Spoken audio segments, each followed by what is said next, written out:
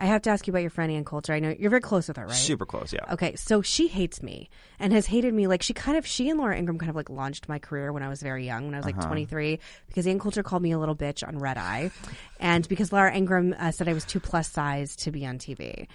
Google it. There's so much YouTube, good stuff of it. By the way, like, thank you. I always say I should send them both flowers because I wouldn't probably be here being able to do this without it. It was like the first thing that like really launched me separate from my dad. Right.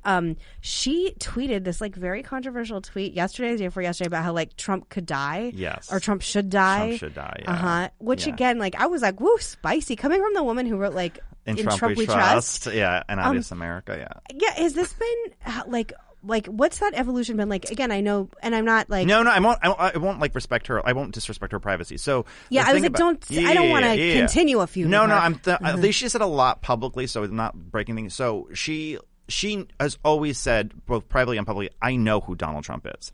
I just want a border wall. Like she is like very consistent. She's like that is her thing, and she's like, this is what I want. I don't want like some nonsense wall. It's like your dad, build the dang fence. I just want you to build a border wall. That is it. And right before Trump wins, she wrote Adios America. He read it allegedly. He asked for a copy. And she doesn't care about political power. So she didn't go to like the inauguration. She was invited to all that stuff. She just didn't care. So right beforehand, she meets him and she goes to him, I'm going to tell you apparently no one's telling you this, but you can't hire your children to do everything. Like you need to actually like it's like Malaysia. It's awful. Yeah, it's like you can't just be hiring your kids. Like this is what you're hiring is very, very bad. So the first year he didn't do almost anything on immigration his first year. He had that one thing with the Muslim ban, which wasn't a Muslim ban, whatever. But he didn't do on immigration on anything. He didn't touch the topic really until year 3 when we had 1 million people cross the border. Everyone forgets and they think like it was such a secure border. It was 1 million people in year 3. So she sits there and says to him, you can build a border wall. You are the executive in chief. You can reroute money from the military to build a defense. You are in charge of protecting it from an invasion. It is in the 9/11 report. We need a border wall. Like it's very whatever. So she's going off and off and off to him. And then he was like, I know you're mad. I'll tell you what you're going to do. I'm going to give you a lifetime membership to Mar-a-Lago. And she goes, what? I don't want a lifetime membership. Money. Like, what? But she doesn't want it. She's like, I just want a border wall. And then what the hell kind of answer is that? And then so she said, I don't want a lifetime membership tomorrow. The Mandarin, maybe we can talk, but not. So then she goes, I know she was like, what?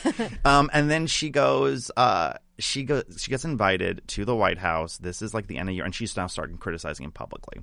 And she walks in with her big fur coat on, and there was no one to like. The door was open, so she just walked right into the White House.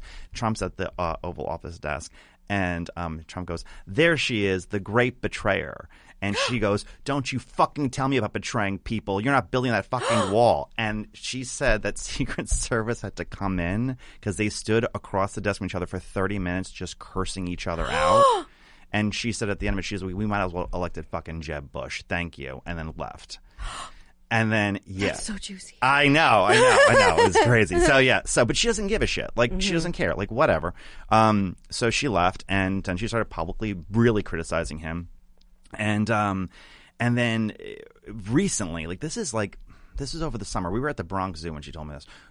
We have a friend who's a restaurant owner in New York, and he had a poster of like her, Trump, and like 3 other celebrities, whatever, who had been to his restaurant, and he got them all to sign it. And Anne had signed it beforehand. What restaurant is it? Because they're brave hanging. It's a beach cafe in Upper East Side of Manhattan. It's a Republican hangout joint. I need to go. Please, thank you for that information. 70th and 2nd. Okay, it's a great restaurant. It's a great. What's the other one on the Upper East Side too? Is it? God, Delaney's. Like, what is it? Oh God. It's a preppy name, but it was the other one that everyone always goes to. There's like 2 places in the city. Anyway, go ahead. Anyway, so Little Italy's okay for Republicans too. Yeah, it's only a block long now, but it's good. So 17th and 2nd. So Trump sees her. She had signed it, and he goes, "Oh, do you talk to her?" And he goes, "Yeah, I talk to her all the time." He goes, "Invite her to come see me in New Jersey, in his place in New Jersey." And Anne just has had enough. She's over it, and so. The restaurant owner called her and goes, Trump wants to invite you to New Jersey to come hang out with him. She goes, "I'll do it if he lets me record him for his podcast." And she's sitting there with me in the Bronx Zoo, and she's like writing the email. She's like, yeah, he'll have me on his podcast. And he goes, well, I don't do like Zoom or whatever. It's be professional cameras. He's making all these excuses. And she's like, I'll hire whoever it is. I'll bring him. You have to record it from my podcast, though. And then he doesn't respond. And then like a week later, he just goes on this rant on Truth Social about her. How she's like terrible and yada, yada, yada. And she's like, all right, so that's my answer. Then that's that. I don't care. So I have like 4 more Ann Coulter questions. Okay. First one is, I really want to invite her on my podcast. You should. But I don't know if it would be uncomfortable given that we have like a very long feud. That being said, I'm much older now. I'm almost 39. Yeah. I also married a man that I know deeply respects. And but the funny thing about being with Ben, yes, and she's been on a podcast. They're like friends. Yeah. I will say, she said something very nice about me in an email she sent to him. So she said something about like my lovely wife. But I will say, like, what's interesting about her for me, I don't know where it's going with that. What did I just say? I want to invite her on, but I don't want to yell at anybody. Like I really am not in that vibe right now. So I'll feel it out. Okay, thank you. I'll feel it for you. The other thing is, did she see the impersonation of her, the actress who portrayed her in the American Crime Story? So this was so frustrating. Because I thought it was a good. So portrayal. I'm sitting there and saying to her, so like there are people who talk about her like Christopher Buckley wrote a book that has her as the main character. She's like never read it. She's like no interest in how people do it. So I said, Anne, you got to watch this. It's pretty good. You got to watch this show. It's a good show, whatever. And they're playing you. So she literally just watched it to see if she was like pretty, and she's like, all right, I'm good now. And then she didn't watch any of it. Oh, that's such a good portrayal. I know. And she's like, I'm like, Anne, she did a really good job. She was like respectful. Although the funny thing is, because Anne's not crude, so when like they're like listening to the Monica tapes, whatever, and then whoever walks in and says, oh, I have her deposition, or whatever, and she's like, oh, fuck me. Anne would never say that. Like I was like, that was one part of she doesn't swear.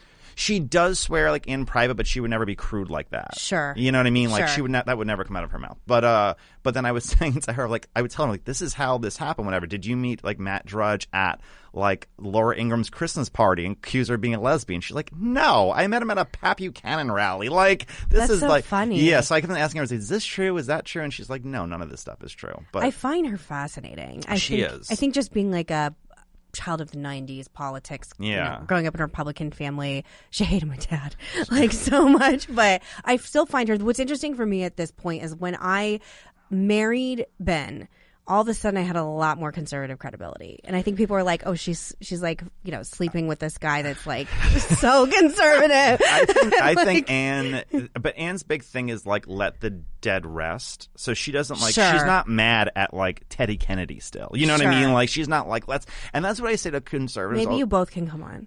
Like, well, that would be so fun. Why don't we do that? And then it will be a little bit of tension breaking. That would be if so she can. fun. But it's so funny because my producer Miranda is laughing at me because I've been pushing back and forth. I'm like, should we reach out to her? I don't know. I'll feel it out.